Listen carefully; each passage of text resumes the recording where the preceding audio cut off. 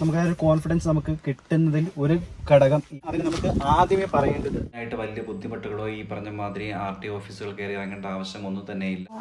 Inspiration വെച്ചിട്ടാണ് ഞാൻ ആ ഒരു സംഭവം ചെയ്തിട്ടുള്ളത്. സ്വന്തമായിട്ട് പെയിന്റ് ചെയ്ത വീൽ കവറാണ് ഈ 4 എണ്ണവും. അപ്പം നമ്മുടെ ഈ ഫോഗ്രാമിൻ്റെ പ്രത്യേകത കൂടി ഞാൻ നിങ്ങൾക്ക് ഒന്ന് പരിചയപ്പെടുത്തരാം. ഇതിൻ്റെ ഡീറ്റെയിൽസ് നിങ്ങൾക്ക് അറിയണമെന്നുണ്ടെങ്കിൽ തീർച്ചയായിട്ടും എൻ്റെ ഇൻസ്റ്റഗ്രാം ഫോളോ ചെയ്യുക. സോ അതുകൊണ്ട് നേട്ടങ്ങളാണ് ഇതെല്ലാം എനിക്ക് ചെയ്യാൻ സാധിച്ചതൊക്കെ തന്നെ. അടുത്ത ഫീച്ചേഴ്സ് എടുത്ത് പറയത്തക്ക രീതിക്കുള്ളതെന്ന് വെച്ചാൽ അതാ പറയാൻ വന്നേ.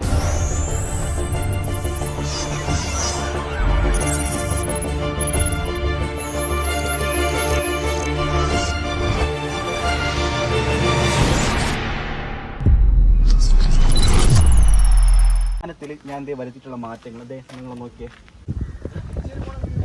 അപ്പോൾ ഇതെന്ന് പറയുന്നത് നമ്മുടെ ടാറ്റ നെക്സോണിൻ്റെ ഫസ്റ്റ് ജനറേഷൻ XT വേരിയൻ്റ് ആണ്.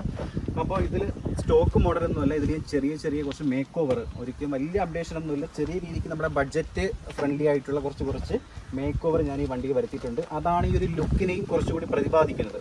നിങ്ങൾക്ക് നോക്കിയാൽ മനസ്സിലാവും. ഒരു ബ്യൂട്ടി ഒരു സംഭവങ്ങളൊക്കെ ഞാൻ ഇതിനകത്ത് അത്യാവശ്യം ഉൾപ്പെടുത്തിയിട്ടുണ്ട്. അതിന് നമുക്ക് ആദ്യമേ പറയേണ്ടത് കോസ്മെറ്റിക് ഒരു സംഭവത്തിൻ്റെ ഭാഗമായിട്ട്, എൻ്റെ കറക്റ്റോടെ എനിക്കറിയാൻ വയ്യ, എങ്കിലും ഒരു മേക്ക് ഓവറിൻ്റെ ഭാഗമായിട്ട് ഞാൻ ആദ്യം വണ്ടിയിൽ ചെയ്തിട്ടുള്ള സംഭവം ഈ ഒരു റൂഫ് കളറാണ്. അതായത് റൂഫ് ഇത് മൊത്തം വൈറ്റ് ആയിരുന്നു കേട്ടോ, പക്ഷേ അത് ഞാൻ മൊത്തം ബ്ലാക്ക് ആക്കി. കാര്യം വണ്ടിയുടെ ലുക്കിനെ ഈ ഒരു കളറ് ഇല്ലെങ്കിൽ ഈ ഒരു ഷെയ്ഡ് നന്നായിട്ട് ബാധിക്കുന്നു എന്നുള്ളതാണ്. ക്യൂട്ട് ഇല്ലെങ്കിൽ ആ ഒരു ലുക്ക് നമുക്ക് വണ്ടിക്ക് കിട്ടുന്നുണ്ട്.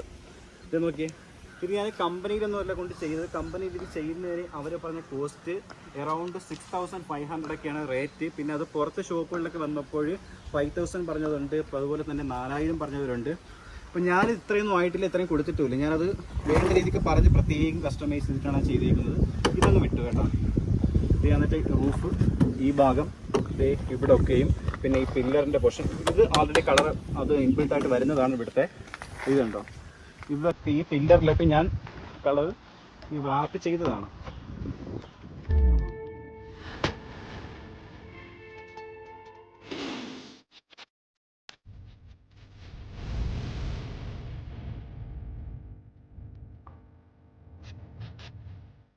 മറ്റൊരു കാര്യം കൂടി ഓർമ്മപ്പെടുത്തട്ടെ, നമ്മുടെ ഈ വണ്ടിയിൽ നമുക്ക് ഇൻ കേസ് ഈ ഡുവൽ ടോൺ ചെയ്യുന്നു എന്നുണ്ടെങ്കിൽ, ഇതിപ്പോൾ വണ്ടിയുടെ കളർ സിംഗിൾ ടോൺ ആണ്, അപ്പോൾ നമ്മളിപ്പം ഡുവൽ ടോൺ ചെയ്യുന്നു എന്നുണ്ടെങ്കിൽ ഇല്ലെങ്കിൽ മറ്റ് കളറുകൾ റാപ്പുകൾ ചെയ്യുന്നു എന്നുണ്ടെങ്കിൽ അത് നിയമപരമായിട്ട് തന്നെ ചെയ്യുക.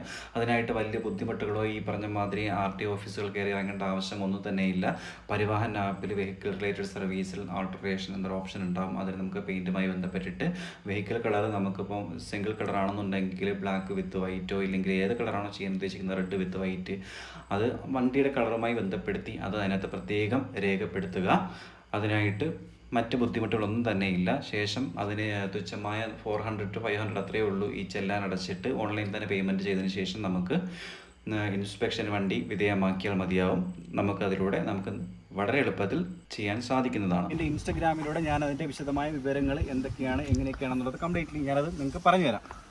പിന്നെ അടുത്തത് അതുപോലെ തന്നെ ഇത് നോക്കിയേ, ഡോർ വൈസർ ഇത് കണ്ടോ, ഇപ്പോൾ ടാറ്റ നെക്സോൺ ആ ലോഗോ ഉൾപ്പെടെയുള്ള നല്ല ക്വാളിറ്റിയുള്ള ഡോർ വൈസറാണ്. ഇതും ഞാൻ പുറത്തുനിന്നാണ് ചെയ്തത്.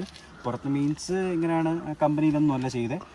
കമ്പനിയിലും അതുപോലെ തന്നെ ഷോപ്പുകളിൽ, റീറ്റെയിൽ ഷോപ്പുകളിലും ഇതിന് നല്ല റേറ്റാണ് പറഞ്ഞത്. ഞാനത് തുച്ഛമായ പൈസയ്ക്ക് ഓൺലൈൻ അത് പ്രൊഡക്റ്റ് നോക്കിയിട്ട് ഓൺലൈൻ പർച്ചേസ് ചെയ്ത്, അപ്പോൾ എനിക്ക് അതിലും കുറച്ചധികം കാശ് സേവ് ചെയ്യാൻ പറ്റിയില്ല. ഇന്നേ വരെ നോക്കി ആ ബീഡിങ്ങിനോ ഇല്ലെങ്കിൽ എന്താ പറയുക അതിൻ്റെ ഗമ്മിനോ ഒന്നും ഒരു കോട്ടവും ഒന്നും സംഭവിച്ചിട്ടില്ല എന്നുള്ളത് മറ്റൊരു വാസ്തവം. ഇനി ക്വാളിറ്റി ഗായ്സ് ക്ഷമിക്കണം കേട്ടോ.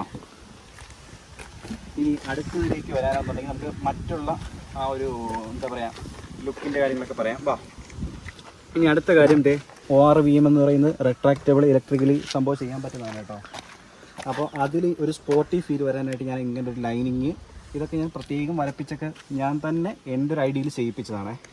ഇത് കണ്ടോ, ആ ഒരു സ്പോർട്ട്നെസ് ഇല്ലെങ്കിൽ ആ ഒരു ഇത് ഫീൽ ആവാൻ വേണ്ടിയിട്ടാണ് ഞാനിങ്ങനെ കൊടുത്തേക്കുന്നത്. അതായത് നമ്മുടെ വണ്ടി എപ്പോഴും റോഡിൽ കാണുമ്പോൾ ഒരു പ്രസൻസ് ഉണ്ടായിരുന്നു. ആ ഒരു റോഡ് പ്രസൻസ് കിട്ടാൻ വേണ്ടിയിട്ടാണ് ഞാൻ ഇതൊക്കെ ചെയ്തിട്ടുള്ളത്. ഇനി ഇതേ നമ്മുടെ ഈ ഒരു കോഡിങ്ങിലോട്ട് വരാം. ഇത് കണ്ടോ, Mark 3 എന്ന് കൊടുത്തേക്കുന്നത്.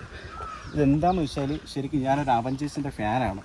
അപ്പം നമ്മുടെ എൻ്റെ ഏറ്റവും ഫേവറേറ്റ് 2 ക്യാരക്ടറാണ് തോർ, അതുപോലെ തന്നെ അയൺമാൻ.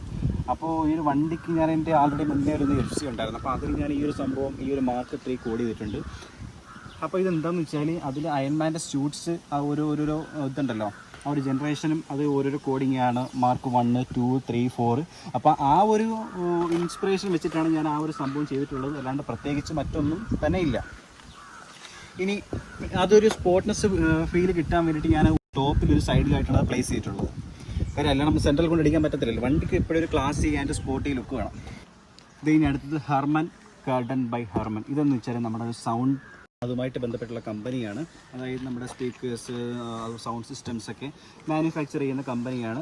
നമ്മുടെ JBL അങ്ങനെയൊക്കെയുള്ള കമ്പനിയുടെയൊക്കെ ആ ഒരു ഇതിൻ്റെ, അതായത് ഹെർമൻ്റെയാണ് JBLും അതുപോലെ തന്നെ ഇൻഫിനിറ്റിയും ഒക്കെ തന്നെ. അതുമായിട്ട് ബന്ധപ്പെടുത്തിയാണ് ഞാൻ ഈ ഒരു സൗണ്ട് മാനുഫാക്ചറിങ് കമ്പനി, എന്താ പറയുക, അതിൻ്റെ സൗണ്ട് സിസ്റ്റം മാനുഫാക്ചറിങ് കമ്പനിയായ ഹെർമൻ ഗാർഡൻ അത് ഞാൻ ഇവിടെ ആ ലോഗോ ചെയ്തേക്കുന്നത്. പിന്നെ മാത്രമല്ല നമ്മുടെ ഒരു വാഹനത്തിൽ വന്നേക്കുന്ന സൗണ്ട് സിസ്റ്റവും ഹെർമൻ്റെ തന്നെയാണ്. അടുത്തത് എന്താണെന്ന് വെച്ചാൽ ഇത് ഫോഗ് ലാമ്പ്. അയ്യോ, ഇതുണ്ടോ ഈ ഫോഗ് ലാമ്പ് LED റിങ്ങോട് കൂടിയ, LED ചുറ്റിനും LED സറൗണ്ടിങ്, എന്താ പറയുക, LED റിങ്ങോട് കൂടിയ ഫോഗ് ലാമ്പാണ്. ഇത് ഞാൻ ഓൺലൈൻ തന്നെയാണ് മേടിച്ചത്. നോർമലി ഷോപ്പിൽ ഇതിൻ്റെ പ്ലെയിൻ നമ്മുടെ ലൈറ്റ് മാത്രം, ഹാലജൻ ലൈറ്റ് മാത്രം വരുന്നതിന് അവർ പറഞ്ഞ കോസ്റ്റ് 3000+ ആണ്. അപ്പോൾ ഈ ഒരു ഇതൊന്നുമല്ല, ഇത് ഞാൻ ഓൺലൈനിൽ സെലക്ട് ചെയ്ത് മേടിച്ചതാണ്. ഇത് നമ്മുടെ ഡേ ടൈം റണ്ണിങ് ലാമ്പായിട്ടും കത്താറുണ്ട്. പിന്നെ ഇതിൻ്റെ ഞാൻ വിശദമായിട്ടൊരു സംഭവം കാണിച്ചത്. ഒന്ന് ക്യാമറ നോക്കി വരാം, ഫ്രണ്ട് വ്യൂ നന്നായിട്ട് കിട്ടട്ടെ. ഓക്കെ, അപ്പം നമ്മുടെ ഈ ഫോഗ് ലാമ്പിൻ്റെ പ്രത്യേകത കൂടി ഞാൻ നിങ്ങൾക്ക് ഒന്ന് പരിചയപ്പെടുത്തരാം. എടാ ഒന്ന് കാണിച്ചു കൊടുക്കേ. ഇതേ ഇപ്പം ഞാൻ ഫോഗ് ലാമ്പ് ഓണാക്കിയിട്ടുണ്ട്. കത്തിയിട്ടുണ്ടോ? ഓക്കെ, അപ്പോൾ ഇതിനൊരു പ്രത്യേകത ഉണ്ട്. ഇത് ഇപ്പോഴും ഞാൻ ഫോഗ് ലാമ്പ് നമ്മൾ നോർമലി അത് ചെയ്യുമ്പോൾ ഈ സറൗണ്ടിങ്സ് ഉള്ള ഈ പറഞ്ഞ LED അത് കത്താറില്ല. പക്ഷേ വണ്ടി സ്റ്റാർട്ട് ചെയ്യുമ്പോൾ ഈ LEDs ഓട്ടോമാറ്റിക്കലി കത്തുന്നതാണ്. പിന്നെ അതുപോലെ തന്നെ വണ്ടി നമ്മൾ ഓഫ് ചെയ്തൊരു 10-15 സെക്കൻഡോളം ആ ഡേ ടൈം റണ്ണിങ് ലാമ്പ് കത്തിക്കിടക്കും. അതിന് ശേഷം മാത്രമേ അതും കട്ട് ഓഫ് ആവുകയുള്ളൂ. അപ്പോൾ ശരിക്കും എനിക്കിത് വളരെ ഉപയോഗപ്രദം, ഒരു ക്ലാസി ലുക്ക് കിട്ടുന്ന ഒരു സംഭവം തന്നെയാണ്. ഇത് നമ്മുടെ ഷോപ്പിൽ റേറ്റ് പറയുന്നത് 3000+ ആണ്. അത് വെറും ഈ ഒരു ഹാലജൻ ലൈറ്റ് മാത്രമുള്ള പ്ലെയിൻ ലൈറ്റിന്. അപ്പോൾ പിന്നെ അതിൻ്റെ ആവശ്യമില്ല. പിന്നെ നമ്മുടെ ഈ ഒരു സ്ലോട്ട് ഉണ്ടല്ലോ, ഇവിടെ തന്നെ നമുക്ക് ഡേ ടൈം, അതായത് ഈ ഒരു പോർഷനിൽ നമുക്ക് എന്ത് ചെയ്യാം, ഡേ ടൈം റണ്ണിങ് ലാമ്പും പിന്നെ അതുപോലെ തന്നെ LED ആ ഒരു സ്ലോട്ട് മാത്രം വരുന്നത്, ഇത്ര സംഭവം മാത്രം വരുന്നത്, ഡേ ടൈം ലൈറ്റും ഇൻഡിക്കേറ്ററും വരുന്നത്. അതിന് മാത്രം 2000-3000 റേറ്റ് ഉണ്ട്. പിന്നെ ഈ ലാമ്പ് നമ്മൾ ഫോഗ് ലാമ്പ് സെപ്പറേറ്റ് ചെയ്യണം. അപ്പോൾ അത് മാത്രം നമുക്ക് ഒരു യൂണിറ്റിന് എന്താ പറയുക 5000 എബോ ഒക്കെ വരുന്നുണ്ട്. പക്ഷേ ഇതിപ്പോൾ നമുക്ക് വലിയ ആഡംബരമൊന്നും വേണ്ടല്ലോ, ചെറിയ രീതിക്കൊരു കാണാനൊരു ഗുമ്മം വേണം, എന്നാൽ തന്നെ ഉപയോഗം ഉണ്ടായിരിക്കണം. അപ്പോൾ ഇതിൻ്റെ ആവശ്യമുള്ളൂ. ഞാനത് കത്തിച്ച് കാണിച്ചാൽ നോക്കിയോളാം. അത് വണ്ടി സ്റ്റാർട്ട് ചെയ്യുമ്പോഴാണ് ആ ലൈറ്റ് കൂടി കത്തുന്നത്.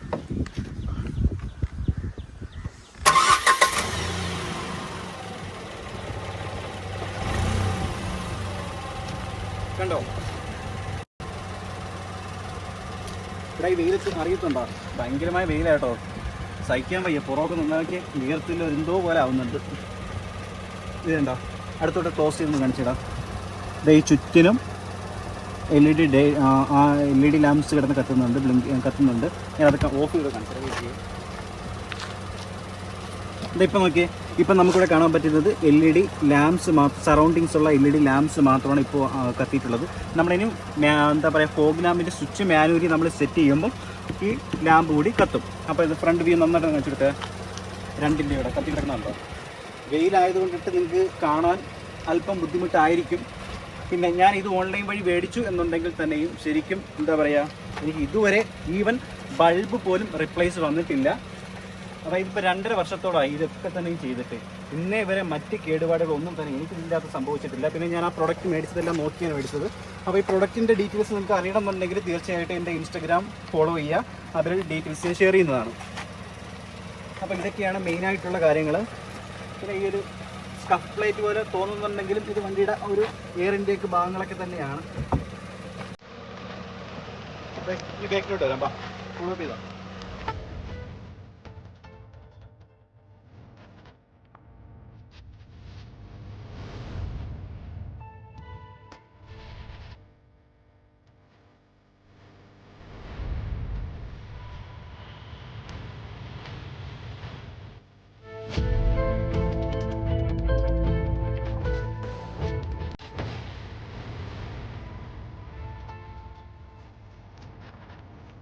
ഇനി അടുത്ത റിയർ സൈഡിലോട്ട് വരാം.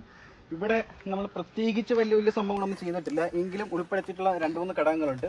ഒന്ന് ഈ ഒരു ബാഡ്ജിങ് സ്പോർട്സ് എഡിഷൻ അന്ന് ചെയ്തപ്പോൾ ശരിക്കും ഒരു ഇതുണ്ടായിരുന്നു. പക്ഷേ ഇപ്പോൾ എനിക്ക് ഒരു ഫോണ്ടിലൊരു അരോചകത്വം എനിക്കിപ്പോൾ ഫീൽ ചെയ്യുന്നുണ്ട്.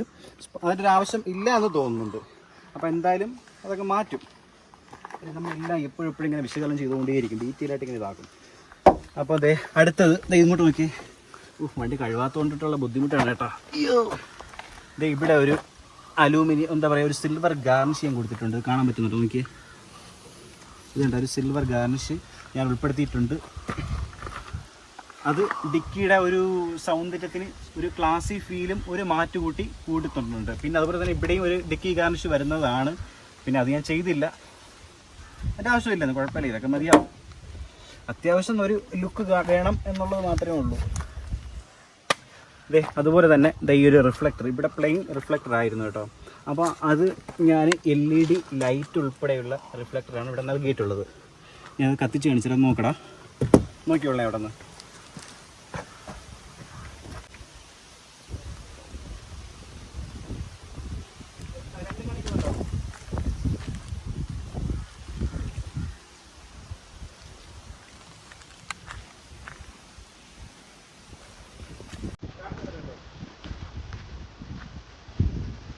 ഓക്കെ,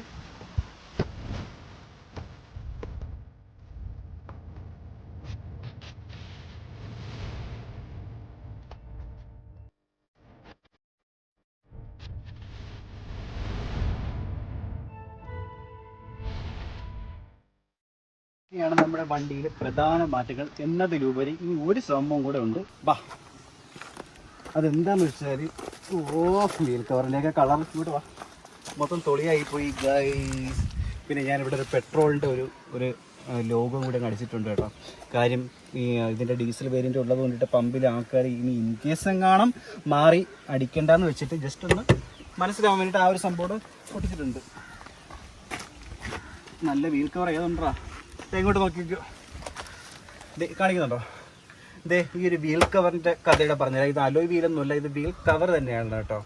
അപ്പോൾ ഇതിൻ്റെ കാര്യം പറയണമെന്നുണ്ടെങ്കിൽ ഞാനിത് സ്വന്തമായിട്ട് പെയിൻറ്റ് ചെയ്ത വീൽ കവറാണ് ഈ 4 എണ്ണവും. അതായത് പെയിൻറ്റ് മേടിച്ച് സെപ്പറേറ്റ് സ്പ്രേ പെയിൻറ്റ് ക്വാളിറ്റി ഉള്ളത് നോക്കി തിരഞ്ഞ് മേടിച്ച് ആണ് ഞാൻ ഈ വീൽ കവർ ഇളക്കിയെടുത്ത് പിന്നെ ഇതുപോലെ തന്നെ ടേപ്പൊക്കെ വെച്ചിട്ട് നന്നായിട്ട് കവർ ചെയ്ത് എൻ്റെ ഒരു ഐഡിയയിൽ ഒരു സ്പോർട്ടി ഫീൽ ഇല്ലെങ്കിൽ വണ്ടിക്കൊരു ലുക്ക് കിട്ടത്തക്ക രീതിക്ക് ഞാൻ ഇത് ചെയ്തതാണ്. മൊത്തം തൊളിയായിപ്പോയി, തൽക്കാലം നിങ്ങൾ അഡ്ജസ്റ്റ് ചെയ്യുക. വണ്ടി വാഷ് ചെയ്യുന്ന വീഡിയോ എപ്പോഴെങ്കിലും ഉണ്ടെങ്കിൽ ഞാനെടുത്ത് അതിൻ്റെ കൂടെ ഇട്ട് തരാം. അപ്പോൾ ഇതൊക്കെയാണ് കാണാനായിട്ട് നല്ല അടിപൊളി കറക്റ്റ് എന്താ പറയുക അലോയ് വീലിൻ്റെ ആ ഒരു ക്വാളിറ്റി നമുക്കിത് ഫീൽ ആവുന്നുണ്ട്. പിന്നെ അതേപോലെ ചെറിയൊരു സ്ക്രാച്ചുകൾ വന്നിട്ടുണ്ട്. അത് കല്ലിലോ ഇല്ലെങ്കിൽ മറ്റെന്തെങ്കിലുമൊക്കെ കയറി ഒറിജിനൽ തട്ടിയതൊക്കെ ആവാം. ആ 4 വീലൊന്ന് കാണിച്ചു കൊടുത്തേടാ നമുക്ക്.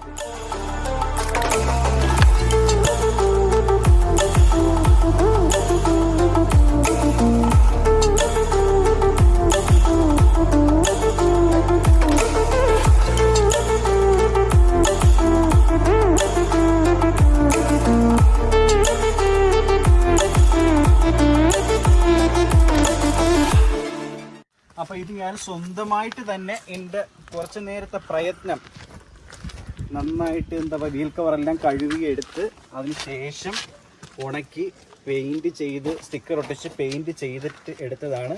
ഇത് ഞാൻ പെയിൻറ്റ് ചെയ്തിട്ട് 2.5 വർഷത്തിൽ കൂടുതലായി. പക്ഷേ ഇത് നോക്കിയേ, ഇപ്പോഴും അതിന് ഒരു കേടുപാടും കുഴപ്പമോ പെയിൻറ്റ് എന്താ പറയുക അതിൽ നിന്ന് വിട്ടുമാറുകയോ അങ്ങനെ ഒന്നും തന്നെ ചെയ്തിട്ടില്ല.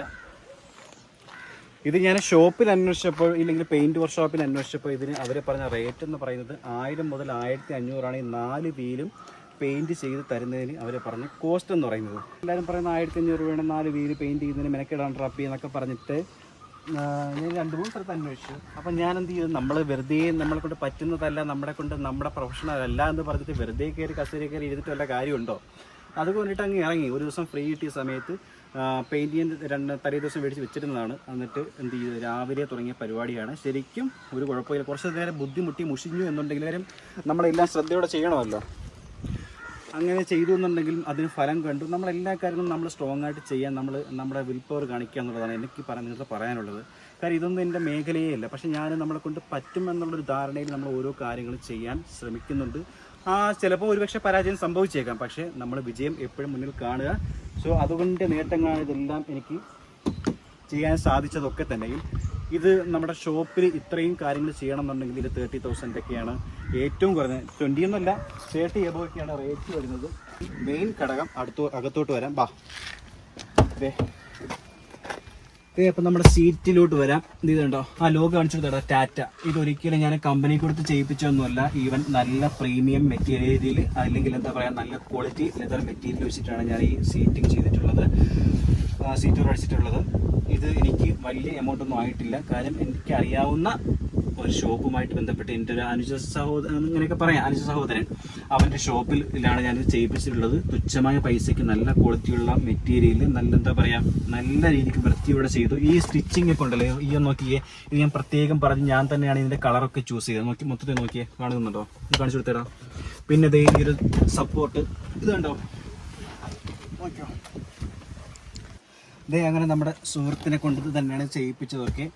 അപ്പോൾ ഇത് പുറത്ത് ചെയ്യുന്നതിനൊക്കെ 8,000 ഈ ഒരു മെറ്റീരിയലിൻ്റെ റേറ്റ് ഞാൻ അന്വേഷിച്ചപ്പം 8,000 ഇല്ലെങ്കിൽ അതിന് എബോയൊക്കെയാണ് പറഞ്ഞത്. നോക്കിയ സീറ്റുകൾ നോക്കിയ നല്ല ക്ലാസി ലുക്ക് കിട്ടുന്ന രീതിക്ക് നമ്മളെപ്പോഴും, ഞാൻ മറ്റൊരു കാര്യം കൂടി പറയട്ടെ, നമ്മുടെ വാഹനത്തിൻ്റെ ഇൻറ്റീരിയർ, നമ്മുടെ സീറ്റ് പ്രത്യേകിച്ച് ചെയ്യുമ്പം അത് രണ്ട് കളർ ആവാതിരിക്കുക. അതാണ് എനിക്ക് പറയാനുള്ളത്. അതായത് നമ്മുടെ വണ്ടിക്ക് ആ ഒരു ലുക്ക്, നമ്മുടെ വണ്ടിയുടെ ഇൻറ്റീരിയർ ഇതായി നോക്കിയതാണ് ബ്ലാക്ക് വിത്ത് അലൂമിനിയം. അപ്പോൾ ഈ ഒരു കളർ കോമ്പിനേഷൻ കിട്ടുന്ന രീതിക്ക് മാത്രം നമ്മൾ സീറ്റ് കവർ ചെയ്യുക. അല്ലാണ്ട് ഒരു കളർ മറ്റത് വേറൊരു കളർ, ഇത് രണ്ട് ഇറച്ചി നിന്നാൽ അത് ശരിക്കും നമ്മളെ ഒരു കംഫർട്ടബിൾ അല്ലാത്ത ഒരു ഇതിലോട്ടാകും. ഈ കളർ ചൂസ് ചെയ്തൊക്കെ ഞാൻ തന്നെയാണ്. പിന്നെ അതുപോലെ തന്നെ ആ ഒരു കളറിന് കൂടുതൽ പ്രീമിയം ലുക്ക് കിട്ടാനായിട്ട്, ഒരു സ്പോർട്ടി ഫീൽ കിട്ടാനായിട്ട് ഞാനിത് ഒരു സ്റ്റിച്ചിങ് ഉൾപ്പെടെ ഇതായിട്ട് ഇങ്ങനെ ചെയ്തിട്ടുണ്ട്. നല്ല ഇതേ നോക്കി, ഇങ്ങോട്ട് കാണിച്ചേട്ടാ. ഇതുണ്ടോ, നമ്മുടെ നടുവിനായാലും ഇല്ലെങ്കിൽ നമുക്ക് നല്ലൊരു തൈ സപ്പോർട്ടിൽ നമുക്കൊരു നല്ലൊരു കംഫർട്ട് ഡ്രൈവ് ചെയ്യുമ്പോൾ നമുക്ക് ആ ഒരു കോൺഫിഡൻസ്, ഇതുണ്ടോ, നമുക്ക് ആ ഒരു കോൺഫിഡൻസ് നമുക്ക് കിട്ടുന്നതിൽ ഒരു ഘടകം ഈ പറയുന്ന സീറ്റിൻ്റെ ആ ഒരു പൊസിഷൻ ഇല്ലെങ്കിൽ സീറ്റിൻ്റെ ആ ഒരു കംഫർട്ട് തന്നെയാണ്. നമുക്ക് എത്രത്തോളം യാത്ര ചെയ്യാൻ പറ്റുന്നുണ്ടെങ്കിൽ നമുക്കൊരു ബുദ്ധിമുട്ട്, എന്താ പറയുക, ഒരു ഡിസ്കംഫർട്ടായിട്ട് നമുക്ക് തോന്നാത്ത വിധം നമുക്ക് ഡ്രൈവ് ചെയ്യാൻ പറ്റും. നമ്മുടെ യാത്രയെ കൂടുതൽ ഹെൽപ്ഫുള്ളാക്കും. ഈവൻ അത് ഡ്രൈവറിനോ കോ ഡ്രൈവറിനോ മാത്രമല്ല, ഈവൻ ബാക്കിലെ പാസഞ്ചേഴ്സിനെ പോലും അവർക്ക് നോക്കിയാൽ നല്ല രീതിക്കാണ് അത് സ്റ്റിച്ച് ചെയ്തേക്കുന്ന ആ ഒരു സപ്പോർട്ട് കൊടുത്തേക്കുന്നത്. നോക്കിയേ.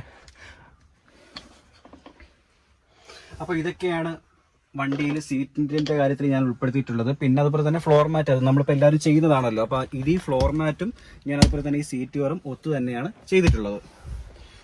അപ്പോൾ ഇതൊക്കെയാണ് ഞാൻ ഈ വാഹനത്തിൽ ഞാനായിട്ട് വരുത്തിയിട്ടുള്ള മേക്ക് ഓവേഴ്സ് എന്ന് പറയാൻ, ഇല്ലെങ്കിൽ എനിക്ക് അവകാശപ്പെടാൻ സാധിക്കുന്നത്. ഇനി നമ്മുടെ വാഹനത്തെ പറ്റിയിട്ട് പറഞ്ഞുതരാം. വളരെ നല്ല ഒരുപാടധികം മാറ്റങ്ങൾ ഉൾപ്പെടുത്തി ടാറ്റയുടെ തന്നെ തലവര മാറ്റി ഈ നെക്സോൺ എന്ന ഈ വാഹനം ശരിക്കും ഓടിക്കുമ്പോഴും ഇല്ലെങ്കിൽ നമുക്കൊരു ഡ്രൈവറെ സംബന്ധിച്ചിടത്തോളം കോൺഫിഡൻഷ്യൽ ലെവൽ കൂട്ടുന്നതാണ്. കാര്യം കോർണറിങ്ങിൽ പോലും നല്ല സ്പീഡിൽ വന്നിട്ട് പോലും നമുക്ക് എന്ത് ചെയ്യും, അനായാസം വണ്ടി തിരിച്ച് നമ്മുടെ കൈകളിൽ നമ്മുടെ ഈ സ്റ്റിയറിംഗ് കൺട്രോൾസ് ഉണ്ടല്ലോ അതിനുള്ളിൽ നിർത്താൻ പറ്റും എന്നുള്ളതാണ് ഇതിൻ്റെ ഏറ്റവും ഫസ്റ്റ് എനിക്ക് പറയാൻ പറ്റിയ പോസിറ്റീവ് പോയിന്റ് എന്ന് പറയുന്നത്. എത്ര സ്പീഡിൽ പോലും ചവിട്ടിയാൽ നിൽക്കും. കാര്യം ABS, EBD എന്നീ ബ്രേക്കിംഗ് സിസ്റ്റം കൂടി ഇതിൽ അവൈലബിൾ ആണ് എന്നുള്ളതാണ്. ഇത് നെക്സോണിൻ്റെ XT വേരിയൻ്റ് ആണ്. പിന്നെ അതുപോലെ തന്നെ എന്താ പറയുക, യാത്രാ സുഖമുണ്ട്, അതുപോലെ തന്നെ കംഫർട്ട് ഉണ്ട്. പിന്നെ അതുപോലെ തന്നെ നല്ല ത്രില്ലബിൾ ആയിട്ടുള്ള നല്ല റെസ്പോണ്ടാണ് കേട്ടോ. ഗിയർ ത്രോട്ടിലിൻ്റെ ആ റെസ്പോണ്ട് ആയാലും എല്ലാം ഫാസ്റ്റായിട്ട് മൂവ് ചെയ്യാൻ പറ്റുന്നുണ്ട്. പിന്നെ അതുപോലെ തന്നെ ഈ XT വേരിയൻറ്റിൽ ഉള്ള ഫീച്ചേഴ്സ് എന്തായിരുന്നു എന്ന് ചോദിച്ചാൽ, ഇപ്പോൾ ആക്ച്വലി XT വേരിയൻറ്റ് ഇല്ല കേട്ടോ. അപ്പോൾ ഇതിനകത്ത് എന്തൊക്കെയാണ് ഉണ്ടായിരുന്നതെന്ന് ചോദിച്ചാൽ, സ്റ്റിയറിംഗ് കൺട്രോൾസ് ഉണ്ട്, ABS, EBD, പിന്നെ അതുപോലെ തന്നെ ഡുവൽ എയർ ബാഗ്സ് കാര്യങ്ങളൊക്കെ ഉണ്ട്. പിന്നെ 6 സ്പീഡ് ട്രാൻസ്മിഷനാണ് വന്നിട്ടുള്ളത്. പിന്നെ അതുപോലെ തന്നെ ക്ലൈമറ്റ് AC ആണ്. പിന്നെ ഇതിനെപ്പറ്റി ഞാൻ പറയുകയാണെന്നുണ്ടെങ്കിൽ ഇത് ശരിക്കും ഒരു തട്ടിക്കൂട്ടൽ പരിപാടിയാണോ എന്ന് ചോദിച്ചാൽ, AC ഒക്കെ നല്ല പവർഫുള്ളാണ്. പക്ഷേ ഇവിടെ ഒരു സെക്കൻഡറി ഒരു ഡിസ്പ്ലേ ഒക്കെ കൊടുക്കാമായിരുന്നു. അത് ഈവൻ ടാറ്റ ഹാരിയറിൽ പോലും ഇല്ലെങ്കിൽ സഫാരിയിൽ പോലും അവരത് കൊണ്ടുവന്നിട്ടില്ല എന്നുള്ളതാണ് മറ്റൊരു വാസ്തവം. അത് ശരിക്കും നമ്മളെ ഒരു വണ്ടിയുടെ ഒരു പ്രീമിയം ലുക്കിനെയോ ഇല്ലെങ്കിൽ ആ ഒരു സംഭവത്തെ അതൊന്ന് പ്രതിപാദിക്കുന്ന കാര്യം തന്നെയാണ്. പ്രൈമറി ഡിസ്പ്ലേ എപ്പോഴും നമുക്കതിൽ കൊടുക്കും. കാര്യം ഇതില്ലെങ്കിൽ നമ്മൾ നമ്മുടെ ഇൻഫോർടൈൻമെൻറ്റ് സിസ്റ്റത്തിൽ ഇല്ലെങ്കിൽ ടച്ച് സ്ക്രീനിൽ നമുക്കത് ഇതിൻ്റെ ഓരോരോ കൺട്രോൾസ് വരുമ്പോൾ അതിനകത്ത് അറിയാൻ പറ്റും. അപ്പോൾ അതിനേക്കാൾ മോർ ഓവർ ബെറ്റർ എന്ന് പറയുന്നത് ഈ ഒരു സംഭവം തന്നെ ആയിരുന്നു. അപ്പോൾ അത് ടാറ്റ അത് ഒഴിവാക്കി. ഇതിലും ഇല്ല, ഹാരിയറിലും ഇല്ല, സഫാരിയിലും ഇല്ല. പിന്നെ അടുത്ത ഫീച്ചേഴ്സ് എടുത്ത് പറയത്തക്ക രീതിക്കുള്ളതെന്ന് വെച്ചാൽ, അതാ പറയാൻ വന്നേ, നമ്മൾ ഈ ഹാർമൻ കാർഡർ എന്നൊക്കെ പറഞ്ഞ് അടിച്ച് വെച്ചിട്ടുണ്ട് എന്നുണ്ടെങ്കിൽ ഇതിനകത്തുള്ളത് ഇതിപ്പം ഒരു TFT ഡിസ്പ്ലേ മാത്രമാണ്. ഇതിൽ വന്നേക്കുന്നത് 4 സ്പീക്കർ ഹർമൻ്റെ സൗണ്ട് സിസ്റ്റം ആണ് എങ്കിൽ തന്നെയും ശരിക്കും പറഞ്ഞാൽ വലിയൊരു എനിക്ക് അതായത് എനിക്ക് ഈ സൗണ്ട് സിസ്റ്റത്തിനോടോ ഇല്ലെങ്കിൽ ഈ മ്യൂസിക്കിനോടൊക്കെ ഭയങ്കര അഡിക്ഷൻ ഉള്ളതാണ്. പക്ഷേ എൻ്റെ ആ ഒരു ലെവലിൽ എനിക്ക് ഈ സംഭവം യൂസ് ചെയ്യാൻ പറ്റിയിട്ടില്ല എന്നുള്ളതാണ്. അത് ഡോറിലോട്ട് നോക്കിയേ, ഇതിനിപ്പോൾ നമുക്ക് ട്വീറ്ററിൻ്റെ അതായത് ഫുൾ ഓപ്ഷനിൽ ഇവിടെ എന്താ പറയുക ട്വീറ്റർ വരുന്നുണ്ട്. ഇതിപ്പോൾ നോർമലി 4 സ്പീക്കേഴ്സ് മാത്രമേ ഈ വണ്ടിയിലുള്ളൂ. അപ്പം നമുക്ക് വേണമെന്നുണ്ടെങ്കിൽ ഇവിടെ ട്വീറ്റർ സെറ്റ് ചെയ്യാൻ വേണ്ടിയിട്ട് സ്ലോട്ടുകളുണ്ട്. പക്ഷെ എന്നിരുന്നാലും സൗണ്ട് ഇല്ലെങ്കിൽ പാട്ട് കേൾക്കാനായിട്ട് ഒരു തരത്തിൽ കൊള്ളാം എന്നതിനപ്പുറം വലിയൊരു പ്രബന്ധം തോന്നിയിട്ടില്ല. ബ്രാൻഡിൻ്റെ ആ ഒരു ഗുമ്മുണ്ടല്ലോ, ആ ഒരു മാറ്റ് നമുക്ക് ഈ സൗണ്ടിൽ ഇല്ലെങ്കിൽ മ്യൂസിക്കിൽ കാണാൻ ഇല്ലെങ്കിൽ കേൾക്കാൻ സാധിക്കുന്നില്ല എന്നുള്ളതാണ് എനിക്ക് പ്രത്യേകം പറയാനുള്ളത്. ഇതിനകത്തുള്ള മ്യൂസിക് സിസ്റ്റത്തിൻ്റെ ക്വാളിറ്റി എത്രത്തോളം ഉണ്ടെന്നുള്ളത് നിങ്ങൾക്ക് വ്യക്തമായിട്ട് കേൾപ്പിച്ചറിയാം. ഇനി ഇതിനകത്തൂടെ അതിൻ്റെ ട്രാൻസ്മിഷൻ ചെയ്യുമ്പം ചെറിയ ചെറിയ ഏറ്റക്കുറച്ചിലൊക്കെ ഉണ്ടാവും എന്നുണ്ടെങ്കിലും ഞാനത് കാണിച്ചു തരാം.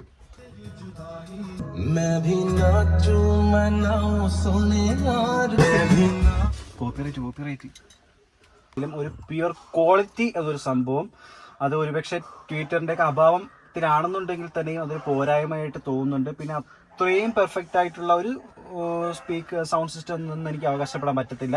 അത് ഇതിലെന്നല്ല, ഞാൻ ഹാരിയറിലും ആ മ്യൂസിക് സിസ്റ്റത്തിലൂടെ ഞാൻ കേട്ടപ്പോൾ എനിക്കത് വലിയൊരു കൺവിൻസ്ഡ് ആയിട്ട് എനിക്ക് തോന്നിയിട്ടില്ല. നല്ല പതർച്ച ഉണ്ട്. അതുപോലെ തന്നെ ആ ഒരു വോളിയം ക്വാളിറ്റി ഈവൻ സെൽട്ടോസിലുള്ള ആ ഒരു ക്വാളിറ്റി പോലും അതിനകത്ത് ഇല്ല എന്നുള്ളതാണ് ശരിക്കും. ഞാൻ വ്യക്തിപരമായിട്ട് അധിക്ഷേപിക്കുന്നതല്ല, പക്ഷേ എനിക്ക് തോന്നിയ കാര്യങ്ങൾ, അതായത് എൻ്റെ വ്യക്തിപരമായ എൻ്റെ അഭിപ്രായങ്ങൾ ഞാൻ പറഞ്ഞതാണ്. പിന്നെ നമ്മുടെ റിയർ 3 പാസഞ്ചേഴ്സിന് വിശാലമായിട്ട് ഇരിക്കാൻ അവർക്കായിട്ട് ഇത് AC വെൻ്റ് അല്ല, ഇത് ബ്ലോവറാണ്. അതായത് നമുക്ക് ഓൺലി ഫാൻ മാത്രമേ, കാറ്റ് മാത്രമേ കിട്ടുള്ളൂ എന്നുള്ളതാണ്. പിന്നെ മറ്റൊരു കാര്യം പറയാൻ വിട്ടുപോയി ഗൈസ്, ഞാൻ ശ്രദ്ധിക്കാഞ്ഞതാണ്. നമ്മുടെ വണ്ടിയിൽ ആംബിയൻറ്റ് ലൈറ്റ് ഞാൻ ഫിറ്റ് ചെയ്തിട്ടുണ്ട്. അതും ഓൺലൈൻ വഴി തന്നെയാണ് മേടിച്ചതൊക്കെ. പക്ഷേ അത് ഇപ്പോൾ അതിൻ്റെ ഫ്യൂസ് പോയി കിടക്കുവാണ്. കാര്യം ഇപ്പോൾ വണ്ടി ഇപ്പോൾ ബാറ്ററി ഇടയ്ക്ക് മാറിയിട്ടുണ്ടായിരുന്നു. കാര്യം എടുക്കാണ്ടിട്ടിരുന്ന വണ്ടിയുടെ ബാറ്ററി പോയി. അങ്ങനെ ഇപ്പോൾ ആംബിയൻറ്റ് ലൈറ്റ് പിന്നെ അതിനുശേഷം കത്തുന്നില്ല. അപ്പോൾ ഇടയ്ക്ക് മുമ്പ് പ്രാവശ്യം ഇതുപോലെ വന്നപ്പോൾ ഞാൻ ഫ്യൂസ് മാറിയതാണ്. അപ്പോൾ ഷോപ്പുകളൊന്നും തുറക്കുന്നില്ലല്ലോ. അപ്പോൾ അത് കാരണത്താൽ ഇല്ലെങ്കിൽ അതും കൂടി ഞാൻ കാണിച്ചു തന്നേനെ. അപ്പോൾ ആ ഒരു സംഭവം കൂടി ഞാൻ ഇതിനകത്ത് ചെയ്തിട്ടുണ്ട്. നമ്മുടെ വ്യത്യസ്തമായ കളറിൽ മൂഡ് ലൈറ്റിങ് കാര്യങ്ങളൊക്കെ നമുക്ക് ഇതിനകത്ത് സെറ്റ് ചെയ്യാൻ പറ്റുന്നതാണ്. അപ്പോൾ ഇതൊക്കെ തന്നെയാണ് നമ്മുടെ വാഹനത്തിൻ്റെ വിശേഷങ്ങൾ. അപ്പോൾ ഇതോടുകൂടി നമ്മുടെ വീഡിയോ വൈൻഡപ്പ് ചെയ്യാൻ പോവുകയാണ്. അപ്പോൾ എല്ലാവരും വീഡിയോ ഇഷ്ടമായി എന്നുണ്ടെങ്കിൽ എൻ്റെ ചാനൽ ലൈക്ക് ചെയ്യുക, അതുപോലെ തന്നെ എന്താ പറയുക സബ്സ്ക്രൈബ് ചെയ്യുക, സപ്പോർട്ട് ചെയ്യുക, ഷെയർ ചെയ്യുക. അതുപോലെ തന്നെ വീഡിയോ കാണുന്നവർ ആദ്യമായിട്ടാണ് എൻ്റെ വീഡിയോ കാണുന്നത് എന്നുണ്ടെങ്കിൽ നമ്മുടെ സബ്സ്ക്രൈബർ ഫാമിലിയിൽ മെമ്പർ ആവാൻ പ്രത്യേകം ശ്രദ്ധിക്കുക. എന്തായാലും വീണ്ടും അടുത്ത വ്യത്യസ്തമായ വീഡിയോയുമായിട്ട് നമുക്ക് വീണ്ടും കാണാം.